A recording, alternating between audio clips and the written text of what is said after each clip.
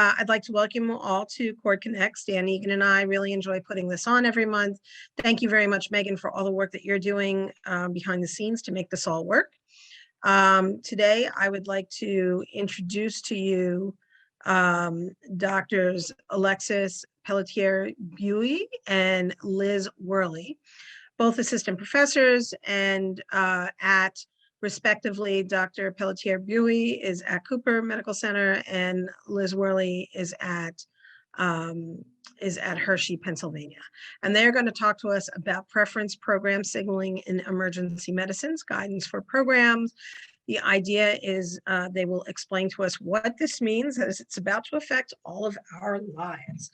Thank you very much. And I look forward to hearing your talk, doctors. Thank you for that introduction. Welcome and thanks to everyone for joining us this afternoon. We know so many of you have heard about preference signaling from presentations at Cord, other discussions, or from colleagues in other fields. As emergency medicine prepares to go live with this, we hope to provide an overview of all things preference signaling in EM. Now, some of this will be a repeat from our talks at Cord. However, there is a lot of new information as well. So even if you attended our talks at Cord, you should be learning some new things, hopefully today, that you do find useful in program signaling in emergency medicine. So first, we're going to talk about the stakeholders and how we came to the decision to implement preference signaling or program signaling in emergency medicine.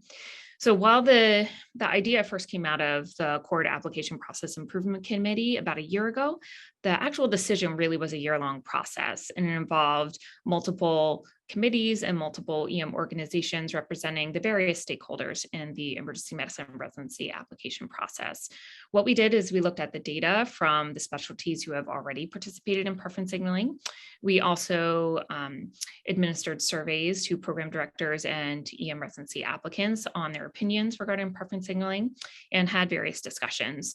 We came up with the recommendation to implement this in the upcoming residency application cycle, brought that to the Cord Board of Directors, who ultimately did decide that we will implement this as a one-year pilot for the upcoming season via the ERAS supplemental application.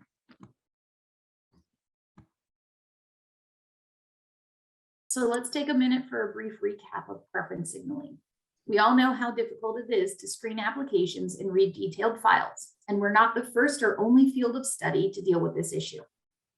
Preference signaling is rooted in game theory, and it evolved out of the field of labor economics, helping employers identify high-yield employee prospects. Preference signaling allows applicants to assign virtual tokens to a limited number of their most desired employers, thereby providing applicants the opportunity to communicate genuine interest and employers the ability to focus their attention on the most serious applicants. As you can see, the concept was introduced in the mid-aughts, then brought to medicine within the past 4 to 5 years. ENT was the first to go live with it this last academic year, followed by internal medicine, general surgery, dermatology, and urology this past application cycle. All right, so let's talk about the benefits of program signaling. So first, it increases transparency in a very complex process that has become increasingly complex because of the over-application phenomenon. Because of this over-application phenomenon, of course, we've all been looking for solutions. And a lot of those solutions, unfortunately, have been strife with bias against particular applicant groups. However, this is one potential solution that really is fair and equitable for all applicants and all programs. It is also low cost. In fact, it's free for both applicants and for programs, and it will remain free through the ERAS supplemental application.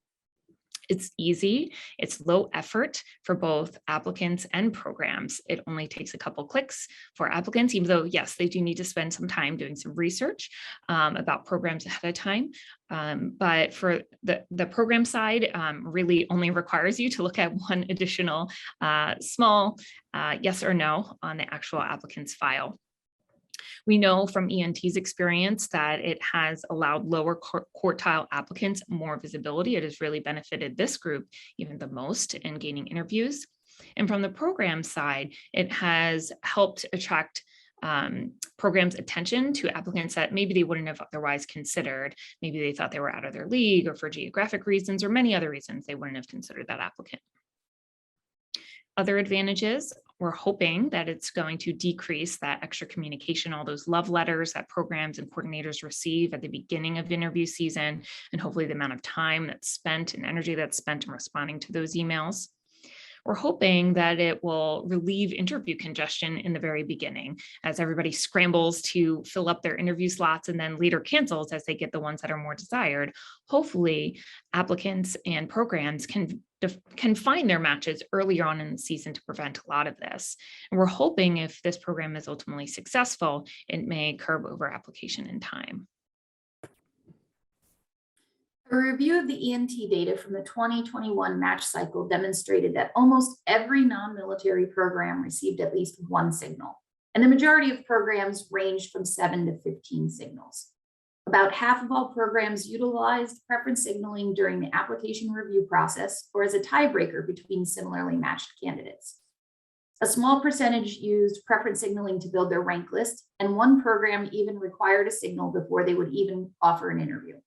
These tactics were subsequently prohibited by the OPDA Code of Conduct for ENT, and similar measures are incorporated into the agreement when programs sign up on the ARAS SUP app. In reviewing some of the combined data between ENT, internal medicine, general surgery, and dermatology, about a quarter of all participating programs received about half of all the signals, and we anticipate similar trends in emergency medicine. Looking at data from the SUP app in 21-22 match cycle demonstrated that a large majority of programs chose to participate in preference signaling, and many would use the SUP app again this coming application cycle. Programs primarily use preference signaling three ways, namely incorporating a signal into part of a holistic process for interview invites, using signals as a tiebreaker for deciding whom to interview between similarly matched signaling and non-signaling candidates, or as just another screening tool. A very insightful piece of data shows that a large number of programs reported preference signaling helped them identify applicants that they would have otherwise overlooked. Of the three components of the SUP app, which Alexis will explain later, past experiences, geographic preferences, and program signals, program signaling was the most valued component of the SUP app and was cited as a must-have component of future supplemental applications by the majority of PDs. Now let's just take a brief pause to see if we have any questions thus far. So that kind of covers the introduction of what we wanted to give about preference signaling and a lot of the information that was already provided at CORD. We just wanted to make sure everybody was on the same page before we get into some new information. But if there's no questions, we will proceed, and there'll be plenty of time at the end to continue on with questions. Alexis, I'll just I forgot to point out before, anyone who has questions as they come up can feel free to drop them in the chat. We'll make sure we address them at the end, or we can wait, until there's a pause to ask any questions, but we'll definitely address anything that's in the chat as well. Thank you. All right, so let's jump into the logistics. So as Liz said, the ARAS supplemental application has three components: past experiences, geographic preferences, and program signaling or preference signaling. So you'll hear us say these two terms interchangeably, which can be a little bit confusing. And the reason why is because ENT has called it preference signaling for the past 2 years. ARAS even called it preference signaling last year, but this year they've decided to call it program signaling, I think to try to define it as different than geographic preferences. So we'll try to stick with program signaling, but if you hear us say preference signaling, we mean program signaling. So there will be 16 specialties actually participating in the ARAS supplemental application this year. EM is one of only 2 specialties, OBGYN being the other, that is only participating in the program signaling section. And the reason for this is because the working group looked at the experience of other specialties over the past year with these other 2 sections. Also, the survey that I alluded to earlier of program directors and applicants in EM, we did ask about some of these other components of the SUP app and whether they would be interested in filling these out. And generally, there was no interest in that. There was really only interest in the program signaling section. As Liz mentioned, really the most valuable part that those who had gone through ARAS SUP app last year was the program signaling section. So we ultimately felt like the amount of time, energy, effort that it would require for applicants to fill out the past experiences section, for really duplicate efforts, honestly, for information that's already found in the ERIS application and in an applicant's personal statement or noteworthy characteristics. We felt like it really wasn't worth the bang for the buck. So decided to only proceed with program signaling.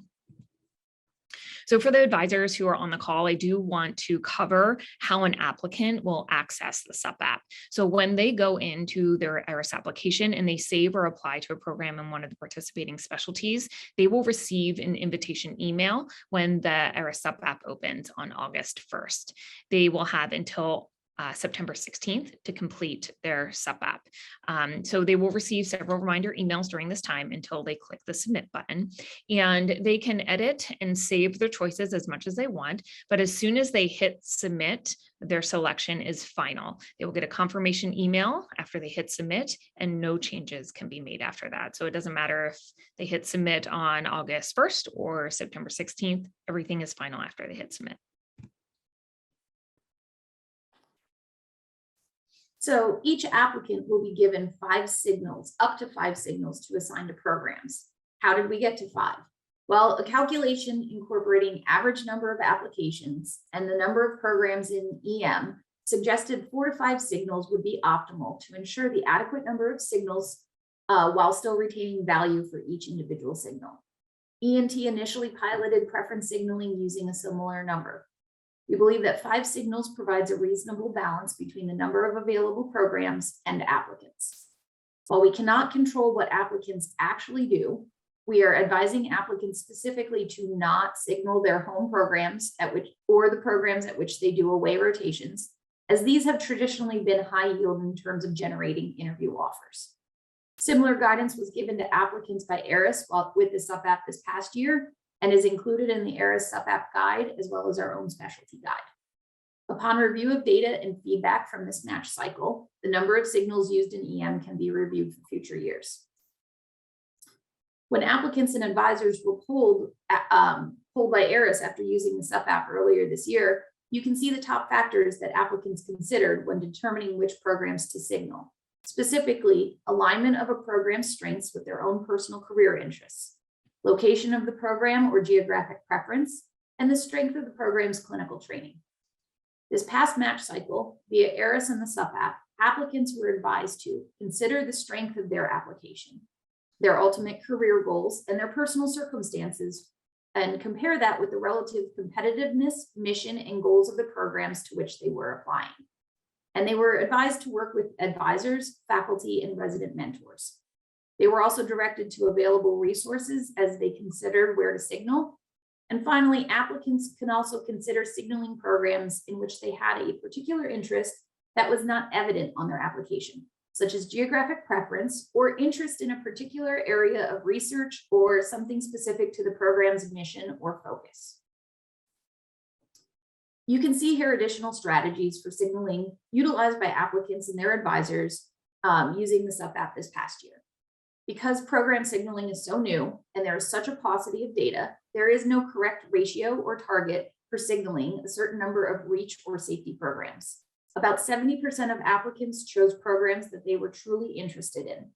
One recommendation that remains true throughout all of this is that applicants should only signal their true preferences, meaning programs in which they are genuinely interested. All right, so let's cover how you sign up as a program. So this QR code gets you to the PDWS job aid. So it gives you instructions on how to sign up for the SUP app. And actually, we already have 268 programs signed up, which is amazing out of 277 programs. So this is probably only relevant for a few people, but I still want to cover it because I would love for us to get to 100% in emergency medicine. So when you log into your ERIS account maintenance page, you will see these terms and conditions pop up, and there's a specific section on the supplemental ERIS application. So read through these terms and conditions, which we'll cover in just a bit. Scroll down, click on I agree to be bound to the terms and conditions expressed therein, and click continue. Next, you'll be prompted to choose the appropriate responses for your institution, program, and specialty. continue onto this page, which is where you would normally indicate that your program is going to have open positions and will be using ERAS in the upcoming residency application cycle. At the bottom of this page is the section on the supplemental ERAS program and program signals. You can indicate your status, your participation status in this drop-down menu by saying yes or no, and then you can save, and that's it. Very easy.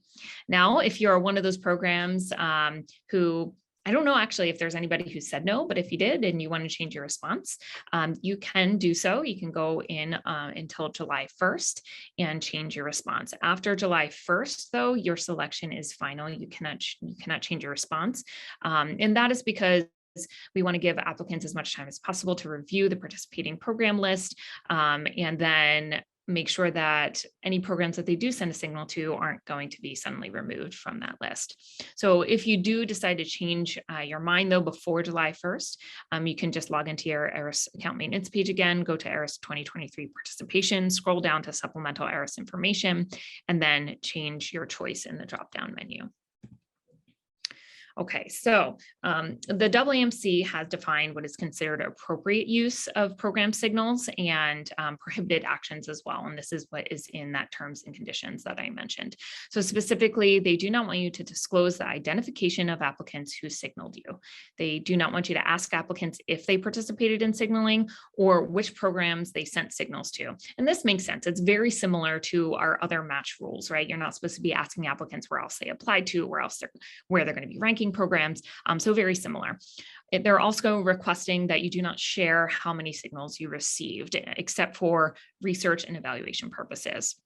And lastly, a really important point is that program signal information is appropriate for use in pre-interview screening only. It should not be used when creating or finalizing the program's rank order list or the preference list created during the SOAP. We're going to cover that again in the next slide, showing you when you should be using these signals. So again, you want to be using them in application review only. That's how it was designed to be used. You do not want to use it beyond that, except for maybe in interviews. It is totally okay to ask them why they may have signaled your program if they signal your program, but you cannot ask them if they participated or where else they signaled.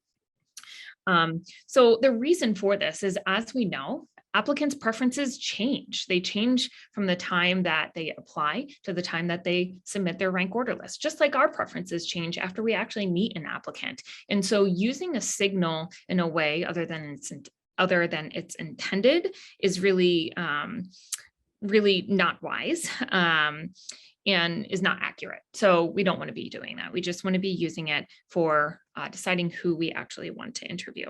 Also, the AAMC wants to say that while greater than 70% of applicants did choose signals that represented their true interests at the time of application review, most of them in their interviews, their surveys and interviews after the experience of the ERAS SUP app said that some of those preferences actually did change afterwards. So again, the accuracy of the signal, if you're using it in rank list, may not be the same at that point.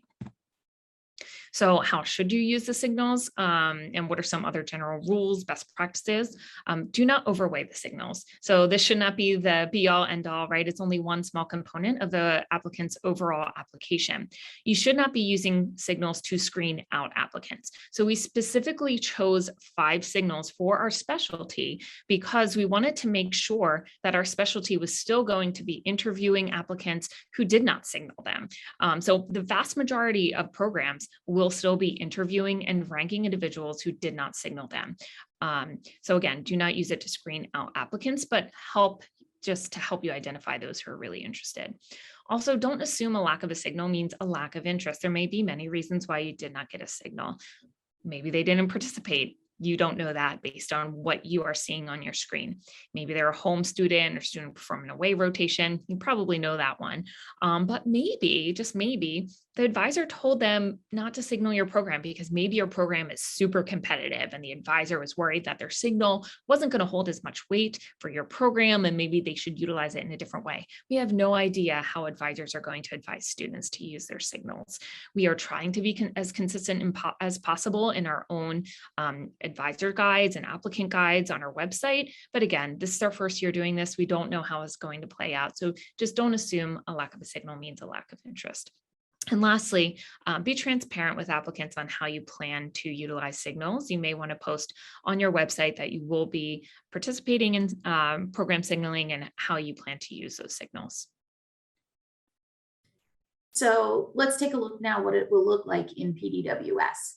If an applicant signals your program, it will be very obvious. And yes, you will be able to use this as a filter too. Programs cannot tell the difference between a non-signaling applicant and an applicant who chose not to participate in the sub-app. This is intentional to avoid any potential bias. If an applicant is applying to emergency medicine plus another specialty, we will only be able to see signaling information pertinent to emergency medicine and nothing else. And while applicants need to enter their signals via a separate website, thankfully PDs can now see everything in PDWS, where you normally view the applicant's individual file.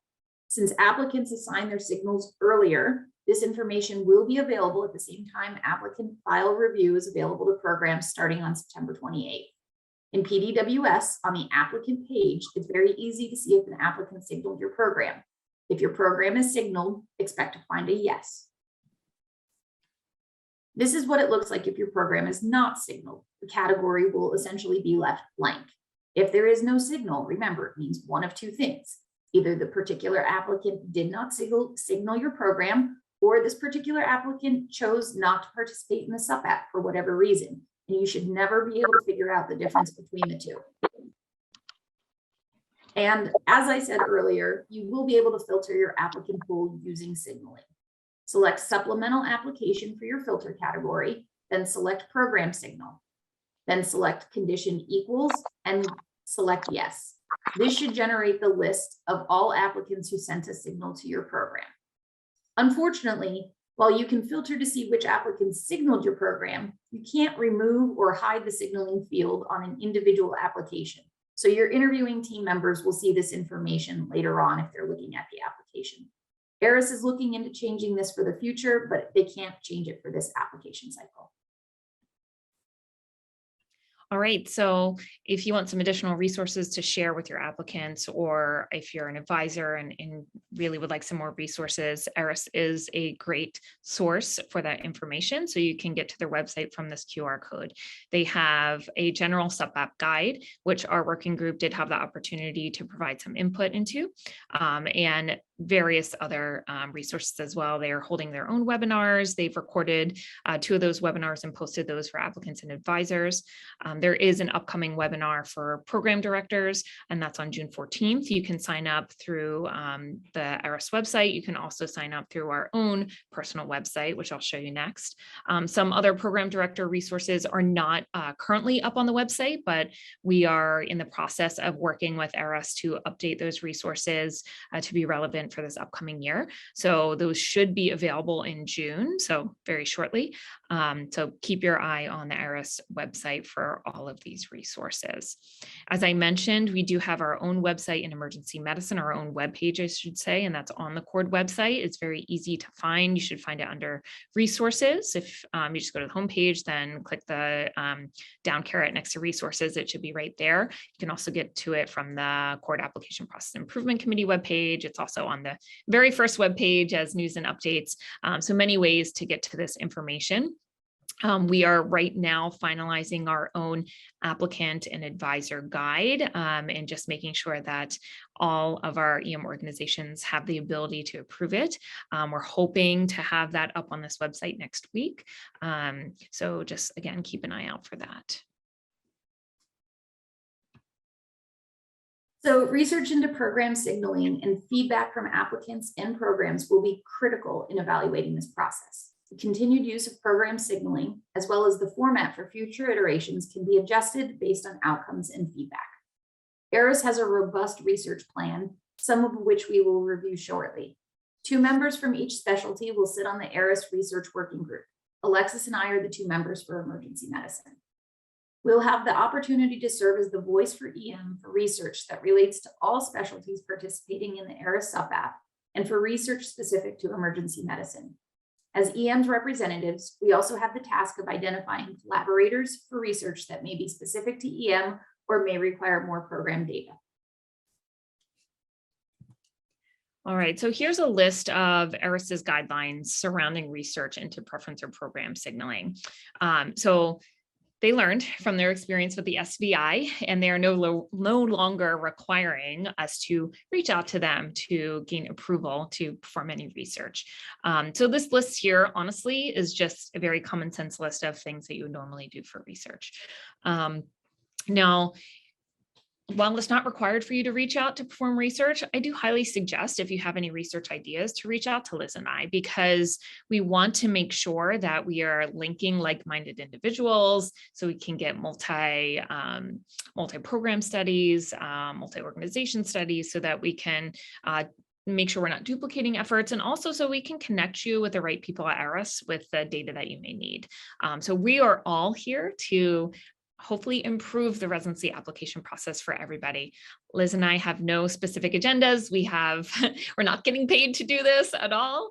We truly think that it'll hopefully help everybody, all stakeholders in EM. But if it's not helping us, we want to know that too. So please reach out if you have ideas on research, if you have any feedback. All of this will be important for us to figure out what we're going to be doing in the future. So here's a review of some of the topics that ERIS is planning on researching, such as how many signals did applicants send, how many applicants signaled programs in their home or adjacent regions, and how do the following program characteristics relate to signals, namely geographic division, number of entering residents, number of applications received, program competitiveness, and program diversity, to name a few. While geographic preferences does not relate to EM just yet, it may be incorporated in the future. So looking at the geographic distribution of signal recipients is worthwhile. Using step scores as a proxy for competitiveness, are competitive applicants sending signals to equally competitive programs? Lastly, some outcomes data, which will require some input from specific residency programs and the NRMP. Does signaling relate to interview invitation, an applicant attending an interview, or prospective program interview ratings? We're really not quite sure how they plan on pulling this one off just yet. And of course, the biggest question, how does signaling relate to match results? We don't have all of the answers with what or how ERIS is planning on performing this research just yet. The working group won't be meeting until July, but we do have an open line of communication with them and can easily inquire about additional projects before then. So if anyone listening is interested in something that's not listed here, please reach out to myself and Alexis. Before we move on to questions, actually, there's a couple additional things that I wanted to mention that I forgot to say in earlier slides. So number one, this is optional for everybody. Hopefully you've gleaned that from what we've been talking about. Applicants don't have to participate, programs don't have to participate, but we really hope that all do participate so that we can really see if this is working for us in EM. The other thing I did want to mention is that while we're not participating in the past experiences and geographic preferences sections this year, you may see those in coming years. And Liz alluded to that a little bit. So the whole goal of the supplemental application is to try to improve the actual ERIS application, because I believe the last time it was updated was like 1996 or something ridiculous like that. So obviously a lot of things have changed in the application process since then, in the landscape of graduate and undergraduate medical education. So they're really trying to update the actual ERIS application to be more useful for everybody. And if they find that the past experiences and geographic preference sections were useful to these other 14 specialties who are participating this year, you may be seeing this integrated into the actual ERS application, maybe as soon as next year or the following year. And that is all the information we have prepared for you. So it gives us plenty of time to answer your burning questions if you have any. With such a large crowd, it's really hard to see hands raised or if someone's trying to speak. So you may want to start with putting your questions in the chat. Yes, Gregory, I feel it will be very difficult to remain unbiased. Yes, this is my biggest concern as well, with not being biased when you are going to rank applicants. I think the inability for us to remove that on an individual applicant's application, that little area that says yes or no, whether or not they signaled you, really prohibits you from trying to develop best practices to not be biased. And I think that IRIS recognizes that. Unfortunately, it's already been set up the way it's been set up for this year. I hope that that will be changed. Even if that is changed, yes, it is difficult. But again, just remember what the signals are intended for, and that using them in a different way may not yield the same outcome that you're hoping for. And I would just remind everyone too, when you're making your rank list, remember, just like your thoughts and your feelings about certain applicants change throughout the interview season, their thoughts about programs and the interview trail change as well. So what may have been a very positive signal at the beginning, they may not have all the same feels at the end of the interview season. So making judgment decisions based on a signal alone is probably not the best form. Yeah, I imagine while this may decrease pre-interview communication emails and love letters, I don't think it's going to do anything to change post-interview communication. And I think a lot of us will probably still rely on that as well to see what applicants are still truly interested in us. Sorry, sorry. one moment. I just want to break in for 1 second. Just to point out that this is actually meant for the PDs and the APDs. It seemed there was at least one student that was on here, and it's because it was referenced as a resource in a supplemental ERAS webinar she attended last week. So if there are other students on this session, just understand that this is actually not directed towards you guys, and it probably will be more confusing and stressful for you to hear this than anything else. And I would stick to stuff that are meant for the students. So I would suggest that this is unhelpful to you. There'll be more stuff coming out. That being said, there are some other questions on here. For those students, if you are on here, we are having webinars for students. They will be in July through SAM, RAMS, and through EMRA. So keep an eye out for those dates. They should be on our website as well. All right. Listen to a podcast. There you go. Go ahead. Listen to a podcast recently where PDs suggested telling students to specifically mention in their personal statements if they are not using signaling. What are your thoughts? I'm kind of torn on it. I mean, programs can't tell if you chose not to signal or didn't participate in the sub app. And I would probably suggest if there's a specific reason they chose not to participate in the sub app, that might be relevant. But with so few signals per program, I mean, how many we have 270 some programs in the country, and you can only give out 5 signals. There's going to be a large majority of programs that aren't signaled, and our feelings won't be hurt and should not be hurt as a program if we don't get a signal from an applicant. So I don't think you necessarily should be advising students to put that in there. Yeah, I think it probably just opens a can of worms. I agree that it opens a can of worms. And then what's going to prohibit all students from saying that, right? Like to try to cover their bases that, oh, I didn't participate, but really they did. They just didn't signal another program. So I really hope there aren't advisors that are advising that out there, unless there really, really, truly is a reason. Like, I really have no idea what program I'm interested in, but really we should be kind of shifting our advising and really advocating for our students to kind of research a little bit earlier than they traditionally have to try to figure that out sooner. It's really only going to benefit them if they utilize this. So not participating, yes, while it's an option, honestly, it's not a really great option for them, because if a program has one applicant who looks the same as the other and one signals and one doesn't, of course they're going to take the signaling applicant. So it's really only to an applicant's advantage to signal. Just reading the chat. Sorry, I'm not very good at following on the chat at the I same got the time. next one. You know what? I'm happy to do it. Tim Fallon said, I have seen the data a few times on how applicants use their signals in other specialties.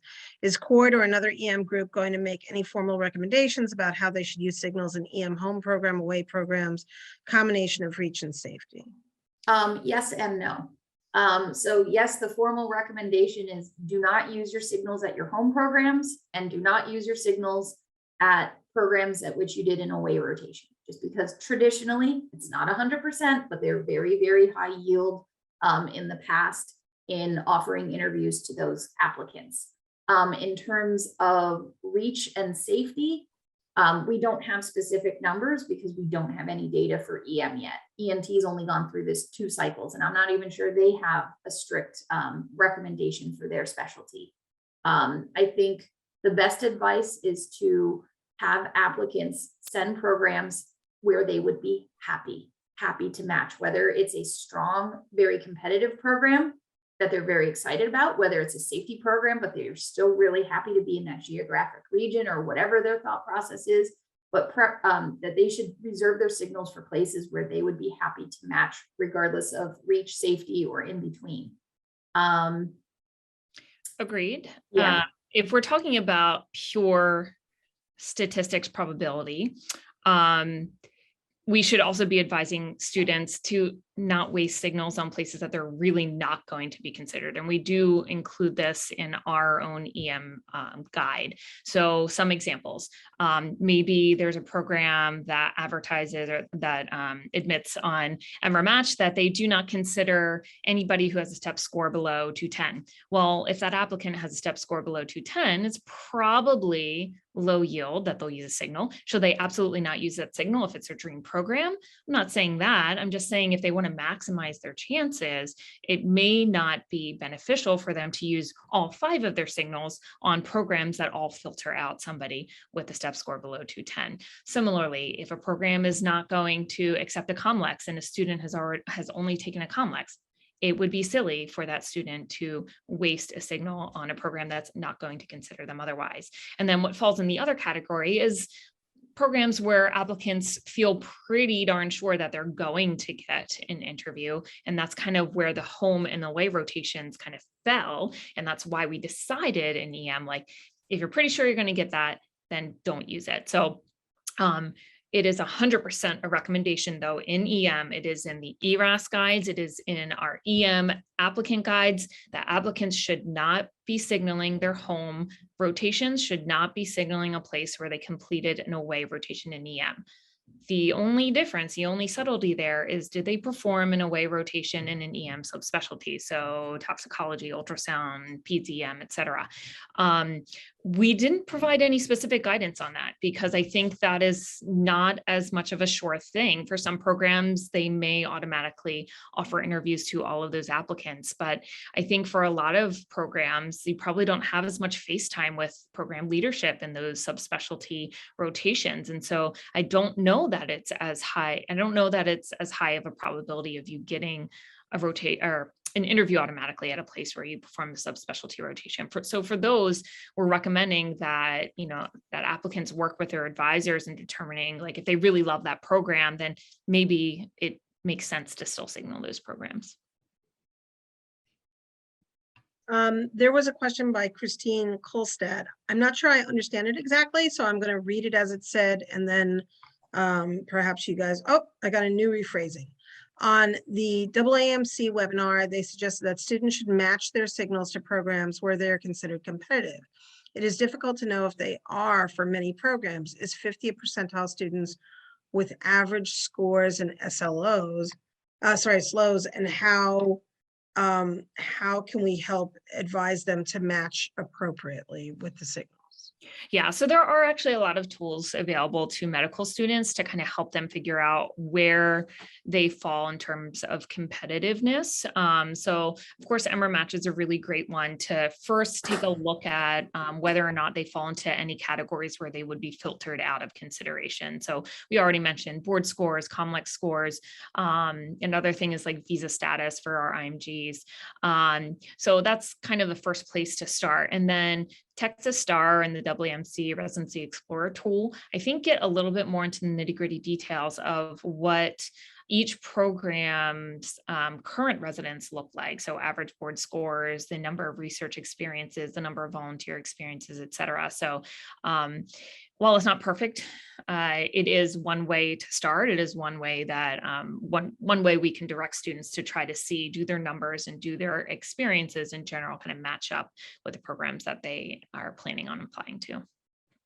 I think instead of just having applicants click blindly and selecting all of the programs or 75 programs, they have to do a little bit more of their homework up front to determine where their signals are going to go and find those other subtle differences. So if an applicant has specific research that aligns with research that the program has put out, that's a great reason to signal that program, and then it'll come across later on in the interview or in an application or communication afterwards. But those are the one drawback to the current setup with signaling is that you don't know the why behind it. And that's where it gets a little tricky yet. Yeah. Feel free, any other questions, put them down there. One of the things I want to comment upon actually is considering that there had been creep where people were doing more and more away rotations, and maybe people were doing 3 to even 6 away rotations. Yep, absolutely. And frankly, it was often students that might be considered disadvantaged in the process, either people who didn't have home institutions, people who were coming from osteopathic backgrounds, people who were coming from other international graduates, for instance, would be doing up to 6 rotations. How odd that now that we have